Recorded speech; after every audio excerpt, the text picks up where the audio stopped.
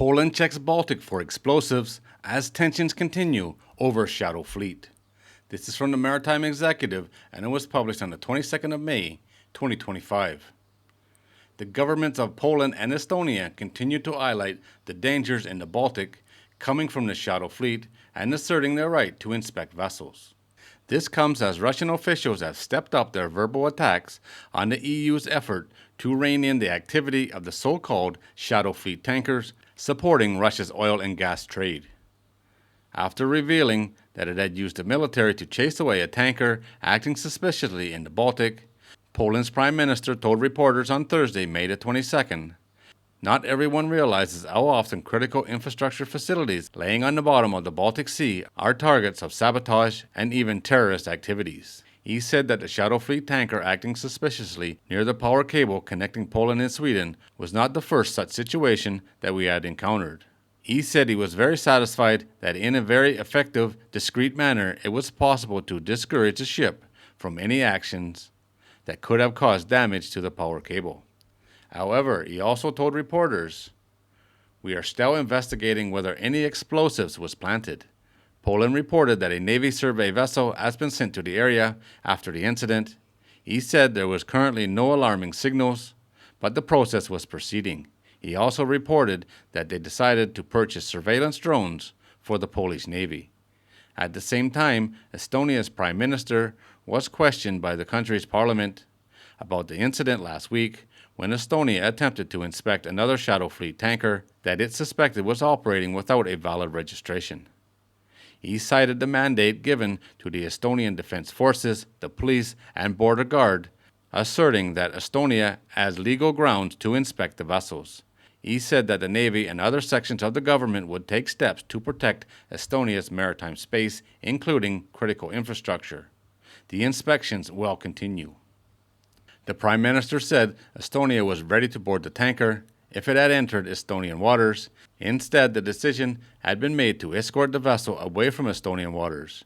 A Russian fighter jet had briefly entered Estonia's airspace, and NATO planes were also observing. Russia, however, contended at an EU meeting that Estonia was trying to seize the tanker, attempted to board the ship, and then tried to ram the tanker when it failed to gain control over the tanker. Russia said this habit of using NATO naval forces will do nothing but pave the way for military escalation and creation of serious challenges to the maritime security. He called the efforts pirates of the Baltic Sea. He also asserted that NATO was blocking the investigation to find the terrorists that damaged the Nord Stream 2 pipeline. Speaking to the media in Moscow on Wednesday, he said Russia would use all means available within the framework of international law to defend its ships in the Baltic Sea. As the latest events related to the attempted pirate attack on one of the tankers, Russia has shown that it is capable of responding quite harshly. Fueling the tensions are more moves by the European Union and the UK expanding the sanctions against Shadow Fleet tankers. The EU highlighted that it had more than doubled the number of sanctioned vessels this week after previously authorizing inspections of documentation and insurance for all ships passing through EU waters, even if they were not making a port stop in the EU. The Baltic Sea is becoming a very dangerous piece of water. I don't see this ending well.